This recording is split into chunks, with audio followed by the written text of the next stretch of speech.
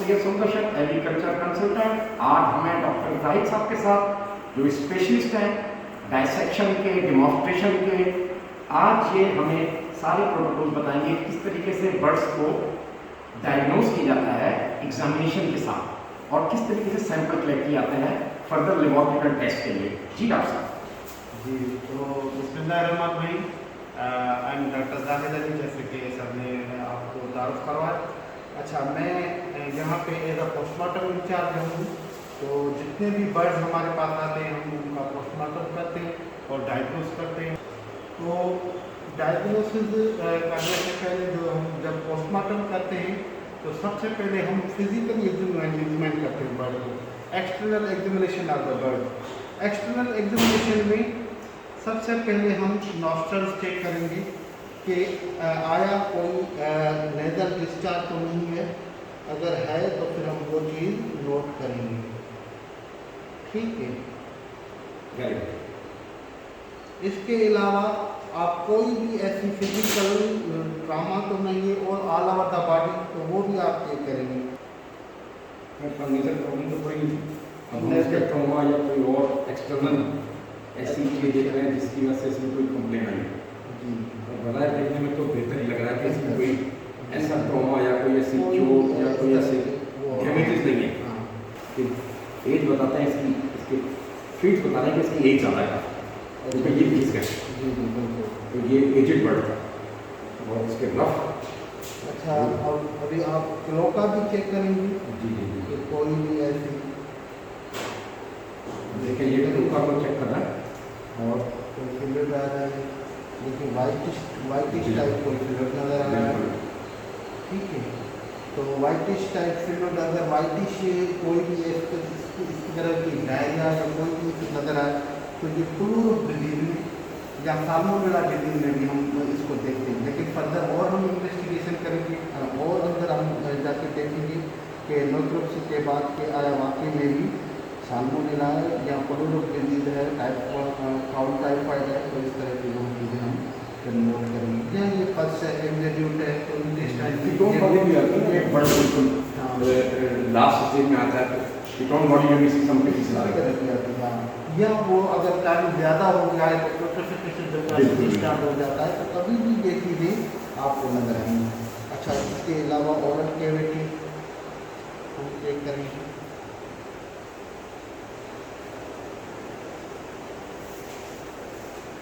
कोई कंप्लेन नहीं है, बिल्कुल भाषा क्लियर है। देखते हैं कोई मेडिकल पर्स की रिपोर्ट भी नजर किसी किस्म का इंफेक्शन भी नहीं है। बहुत इसकी टांग की से लिए टांग के नीचे भी लोअर जांच भी सही नजर आ रहा है, इसमें कोई ऐसी कंप्लेन नहीं है।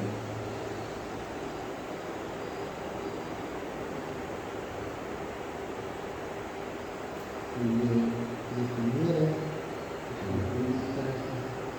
अच्छा, ये फोमी लेयर बन गया था, आपने देखा? अभी वो टूट गया है। जैसे बलून होता है तो ये सीआरडी में भी नजर आता है आपको, आईबी में भी नजर आया, रेस्पिरेटरी कोई भी डिजीज करता नहीं होता। अभी खोलेंगे तो ये लैंग्वेज बताएंगे क्या प्रॉब्लम है, ट्रैकिया से हम इसको ट्रैक कर लेंगे। तो ये overall external examination of the body और बॉडी था। बाकी चीज़ों में तो ये क्लियर है। अब इंटरनल इसको ले रहे हैं, अब हम इंटरनल एग्जामिनेशन करेंगे कि इंटरनल एग्जामिनेशन में कौन सी चीज़ें हमें नजर आ रही हैं। ये डिसइंफेक्टेंट से इसको अच्छी तरीके से स्प्रे करना है, वेट करना है ताकि इसके फेदर जो है वो हमारे सैंपल कलेक्शन के अंदर और कंटामिनेट ना है और ऐसा है।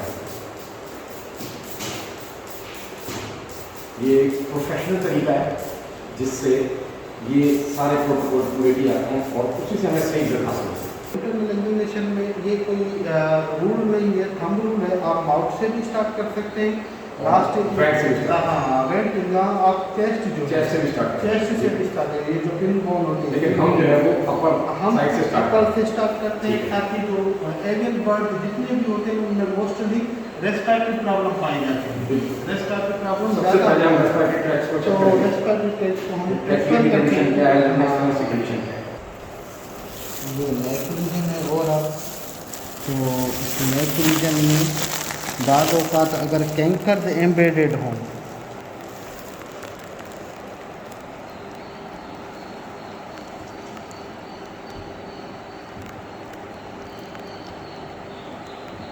तो नेक रीजन में अगर कैंकर एम्बेडेड होंगे तो फाउल पॉक्स की वो अलामत होती है।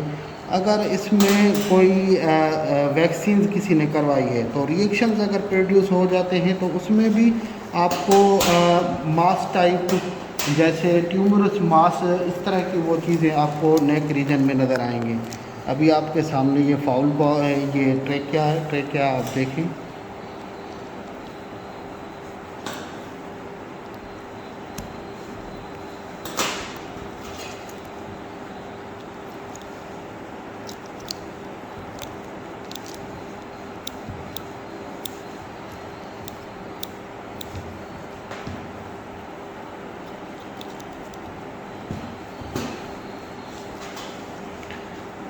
अभी आप देखें ये ट्रेकिया आपको पिंक कलर का नज़र आ रहा है। नॉर्मली वाइट टेन या पिंक कलर जो होता है ये नॉर्मल कलर होता है बर्ड्स में ट्रेकिया का। अगर ये रेडिश हो या इन्फ्लेम्ड हो या ग्रीनिश कलर का नज़र आए तो इसमें आप समझ लें कि इसमें इन्फेक्शन है, रेस्पिरेटरी प्रॉब्लम है। अगर इसमें पस एग्जेड्यूट या कोई ऐसी चीज़ नज़र आ जाए तो फिर ये मुख्तलिफ जैसे एवियन इन्फ्लूज़ा हो गया, CRD हो गया, माइकोप्लाज्मा, तो ये मुख्तलिफ डिजीज़ की मुख्तलिफ अलामात के साथ यहाँ पे आपको नज़र आएंगे। तो अभी हम इसमें चेक करेंगे कि इधर इसमें कोई पस या एग्जेड्यूट तो नहीं है। आप इसको पुश करेंगे पहले,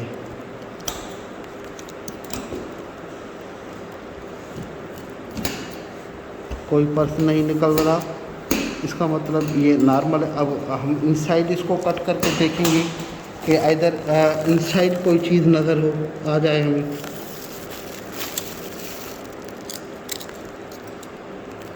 तो ये देखिए आप इनसाइड कोई पस हो, एग्जेड्यूट हो या कोई भी ऐसी चीज़ हो तो ये हम पूरा ट्रेकिया इस तरह चेक करेंगे।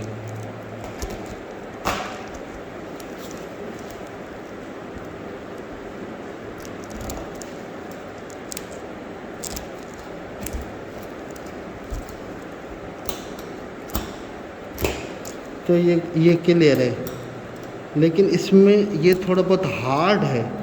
वैसे जो नॉर्मली ट्रेकिया होते हैं वो इलास्टिक होते हैं, बिल्कुल सॉफ्ट और डेडिकेट, लेकिन इसमें कोई भी पस एग्जेड्यूट या कलर या कोई भी ऐसी एबनॉर्मल पैथोलॉजी नहीं है ट्रेकिया में। अभी फर्दर हम जाएंगे।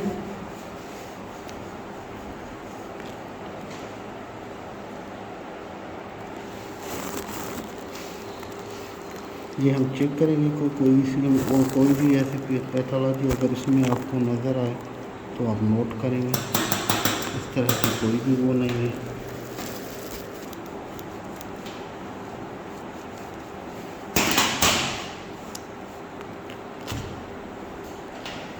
तो बाज़ औक़ात आप चेस्ट रीजन को भी चेक करते हैं। चेस्ट रीजन में अगर कोई हेमरेजेस के स्पॉट्स हों तो वो भी आप एबनॉर्मल पैथोलॉजी नोट करेंगे कि वो किस वजह से है अगर एबनॉर्मल पैथोलॉजी वो नोट करेंगे। और लेग रीजन में भी आप देखेंगे, थाई रीजन में, वहाँ पे भी अगर आप तो वो भी आप नोट करेंगे कि कोई पैथोलॉजी तो नहीं है उसमें। तो ये था थाई रीजन।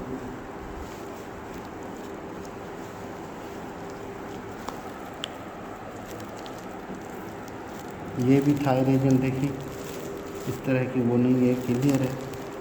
अब हम इसको डिसलोकेट करेंगे ताकि ये अपनी Abdominal dislocate। हाँ, हाक जॉइंट से यहाँ पे जो होते हैं, ताकि ये अपनी पोजीशन पे बैठ जाए, इस तरह ये खड़ा ना हो, ये अपनी पोजीशन पे बैठ जाए, तो हम पोस्टमार्टम में जो बाकी चीज़ें इंटरनल एग्जामिनेशन है वो प्रॉपर हम उनको देख पाएँ, मालूम कर पाएँ।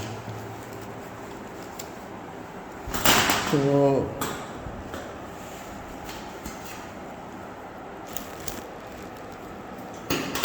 इसको हम डिसलोकेट कर देते हैं। ये लेयर जो होते हैं साइड में, ये आपको रिमूव करने के लिए ये लेयर आपको काटने पड़ेंगे, ताकि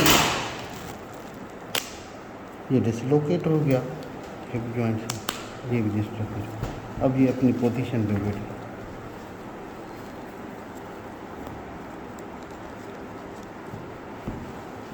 अभी देखिए ये ग्रीनिश हो रहा है, ये ग्रीनिश यहाँ पे जब भी एब्डामन रीजन में आप देखेंगे, ये जो ग्रीनिश हो क्लोका के रीजन में, ये वन ऑफ द साइन है कि पेट्रिफिकेशन प्रोसेस स्टार्ट हो गया है, कि इस बर्ड को मरे हुए टाइम हुआ है, तो ज़्यादा टाइम हुआ, इसलिए अभी वो पेट्रिफिकेशन प्रोसेस स्टार्ट हो गया और ये ग्रीनिश की तरफ जा रहा है। अब ये जो कील बोन है, यहाँ से आप कट देंगे।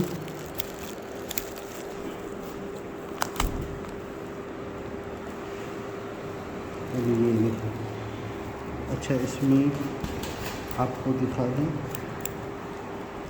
ये लिवर है, इसका लिवर दिखा दें डार्क है, ये लिवर है। लिवर के ऊपर देखें, ये लेयर नज़र आ रही होगी आपको, वाइट लेयर, ठीक है।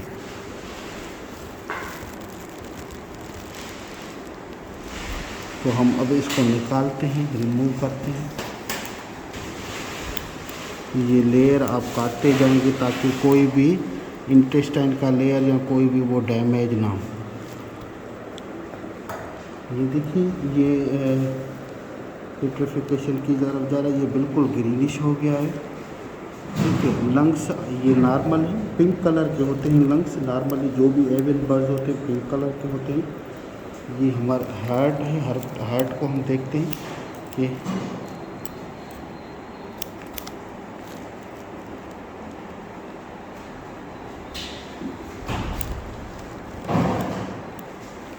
ये हार्ट है हमारा, तो ये हार्ट में देखें,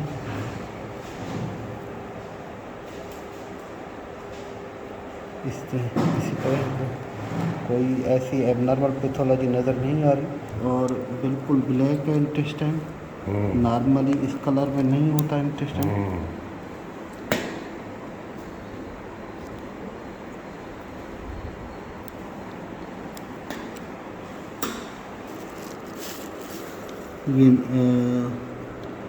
ये किडनीज हैं, किडनी कंडीशन सही है।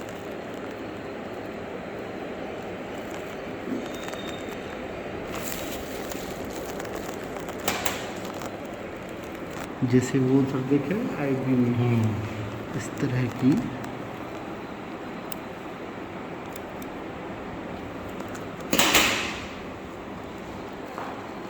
ये देखें माइक्रोफोका है, माइक्रो की किस्म के कैंजेस ये नज़र आ रही है, वाइट के ये वो कैंकर टाइप नज़र आ रही है। हाँ, ये चीज़ ये माइक्रोफोका कहते हैं हम इसको, माइक्रोफोका। तो ये फंगल इन्फेक्शन कैसे है? किडनी की ये हो सकती है, मतलब कोई भी ऐसे मिनरल्स की, इलेक्ट्रोलाइट की, या कभी कभार क्या होता है कि हम मेडिसिन ज़्यादा यूज़ कर लेते हैं, तो उसकी वजह से फर्दर अभी हम इंटेस्टाइन देखते हैं, ठीक है।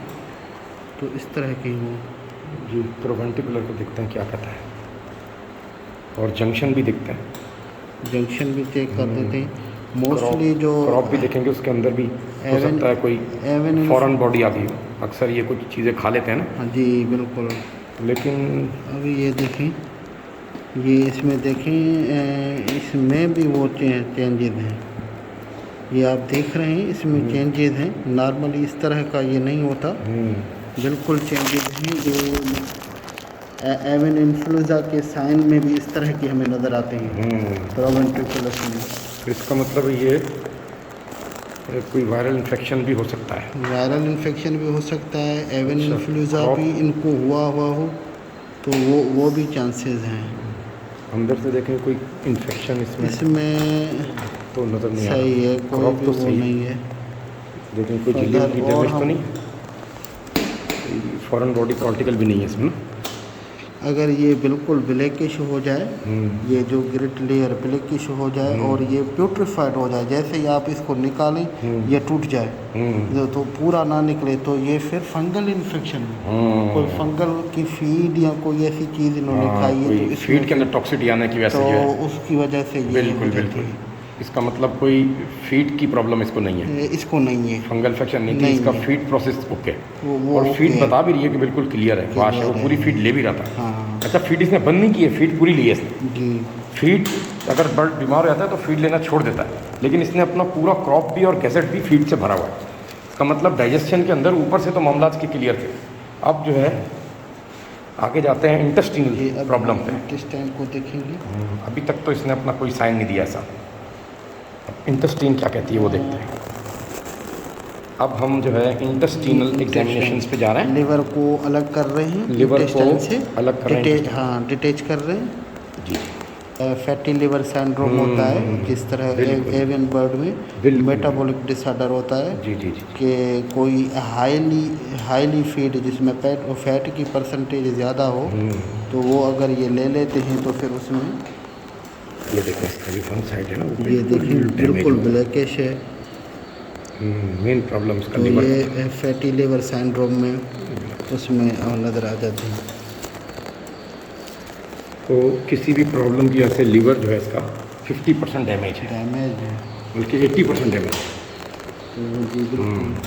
अब इंटेस्टीन पे जाते हैं, क्योंकि इसने फीसिस के अंदर ब्लड शो किया था, तो उसकी वजूहत देना वो वो इंटेस्टीन देख पर लेते जाए। हैं हम।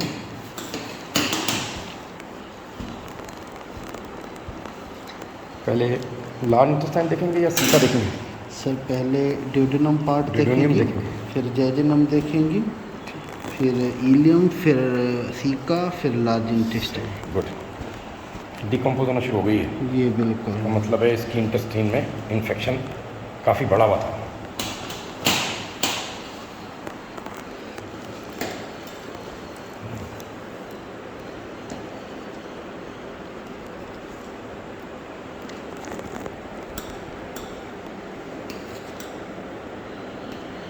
अच्छा, अगर एमीरिया टिलिना की वजह से कॉक्सी हो तो इसमें पकड़ी जाएगी? कॉक्सी, जी बिल्कुल सर। ये देखिए लेकिन इस सीजन में कॉक्सी सर्दी में आती नहीं, ह्यूमिडिटी बढ़ जाए। नहीं, इसमें ये नेक्रोटिक एंट्राइटिस और हेमरेजिक एंट्राइटिस वो आ जाते हैं उसमें। ये दोनों हेमरेजिक एंट्राइटिस जिसमें हीम बनना शुरू होता है, ब्लड होता है, हेमरेजिस के स्पॉट्स होते हैं, वो देखिए इस तरह इंटेस्टाइन। बिल्कुल।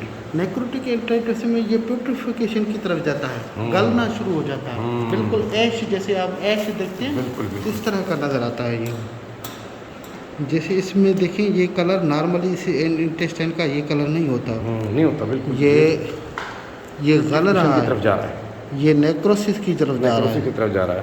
हेमरेजिस के स्पॉट्स नॉर्मली नहीं होते इस तरह के। बिल्कुल, ये स्पॉट जो है बहुत ये देखिए क्रिटिकल है जी, और बिल्कुल वाज़ेह है। एंट्राइटिस मतलब एंट्राइटिस पूरा है, इसका मतलब है ये बाहर से ही आप देखें, देख रहे हैं, नज़र आ रहा जो है, है झिल्ली पतली हो गई है। हाँ। इसका मतलब है कि झिल्ली पतली नहीं सर, ये देखिए रेड हाँ, रेड हेमरेजेस। हाँ, सही ये से। हेमरेजेस है जहाँ ब्लड की क्या समझ रहे हैं, क्या इसमें ये हो सकता है? हेमरेजिक एंट्राइटिस है इसमें। Haemorrhagic enteritis. हाँ एंट्राइटिस, उसमें फिर इनमें मुख्तलिफ सिंड्रोम की तरफ ये गया है, नेफ्राइटिस भी हो गया है इसे, और लीवर डैमेज भी हुआ है, हाँ। तो उसकी वजह से सारे फंक्शन ड्रॉप हो गए। अब मैं जो आपको बताऊं, ये इसको हेमरेजिक एंट्राइटिस हुआ। हेमरेजिक एंट्राइटिस की वजह से इसने फीड कंज्यूम करना कम कर दिया, तो मालिक ने या जिसने भी समझा कि ये मतलब बीमार है, तो उसने एंटीबायोटिक और बाकी चीज़ें चलाई। एंटीबायोटिक जहाँ डोजेज उसने ज़्यादा चलाया, जहाँ उसने थोड़े ज़्यादा चलाया, उसमें ये दोनों चीज़ों पे इफेक्ट आया, लिवर पे भी आया और किडनीज पे भी इफेक्ट आया। तो इसको मैं एंट्राइटिस के प्रॉब्लम हुए थे, जिसकी वजह से इसके लिवर और किडनी आप कह रहे हैं डैमेज हुए।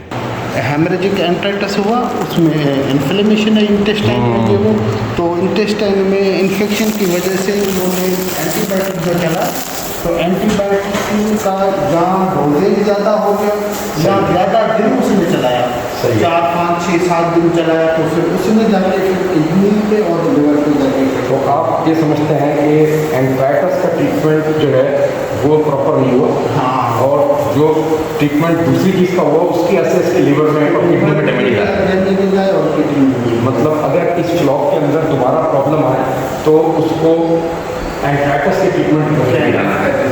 अभी सिप्रोफ्लॉक्सिन और सिप्रोफ्लॉक्सिन जो भी है उसमें वो सल्फेट करना है, सल्फेट हो गया। सही है, मतलब इसमें सिप्रोफ्लॉक्सिन ने कोई किरदार नहीं किया जो 2 दिन तो इसका मतलब है इसमें न्यूमाइसिन, जिबरेल्टाडोन और क्लोरोटेट्रासाइक्लिन इस टाइप के जो साल्ट है वो इसको सपोर्टिव तौर पे दी गई है बाकी स्टॉक जैसे एंड्रोफ्लॉक्सिन हो गया, उसके एंड्रोफ्लॉक्सिन में भी ओरिजिनल तो एंटीबायोटिक आप प्रेफर करें जिसमें 3 चीज़ें होंगी, कैल्शियम सल्फेट उसमें ज़्यादा हो, सल्फेट मात्रा ज़्यादा हो, उसके अलावा और भी मतलब जो प्रोटीन हो गए या कैल्शियम, तो आपने इस्तेमाल किया ये डेडोनम पार्ट लूप में होता है, ठीक है।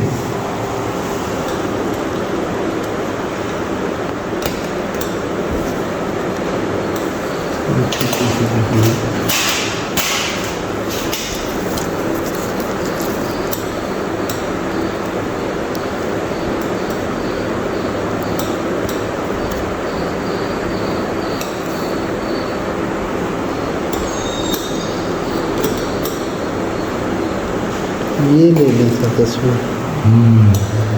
इसको सही फोकस करें, ये इसमें देखें हेमरेजेस आ रहा है, आप देखें बिल्कुल इसमें बिल्कुल हेमरेज क्लियर है, बिल्कुल क्लियर हेमरेज। बस ये तय हो गया इसको इंटेस्टाइनल इन्फेक्शन था, जिसकी वजह से इसका सारा सिस्टम जो है ना वो डैमेज हुआ है और इसकी डेथ का हुई है। जी बिल्कुल। तो फर्दर बर्ड को एंट्राइटिस के इन्फेक्शन से बचाने के लिए 7 दिन एंटीबायोटिक का कोर्स करा दिया जाए सपोर्टिव, क्योंकि ये किसी फूड की वजह से या किसी भी वजह से आ रही होगी तो रिकवर होगी, और 3 से 4 दिन से ठीक। तो नाज़रीन हम इस नतीजे पर पहुँचे कि इस बर्ड को जो है एंट्राइटिस का मसला हुआ, एंट्राइटिस के मसले के बाद जो एंटीबायोटिक इस्तेमाल की गई उसने लिवर और किडनी को डैमेज किया और उसकी वजह से इसकी डेथ का हुई।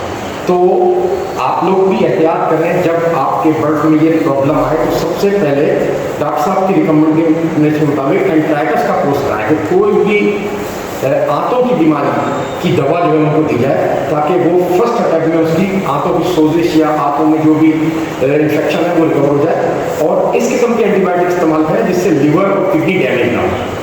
तो डॉक्टर साहब कुछ कहना चाहेंगे?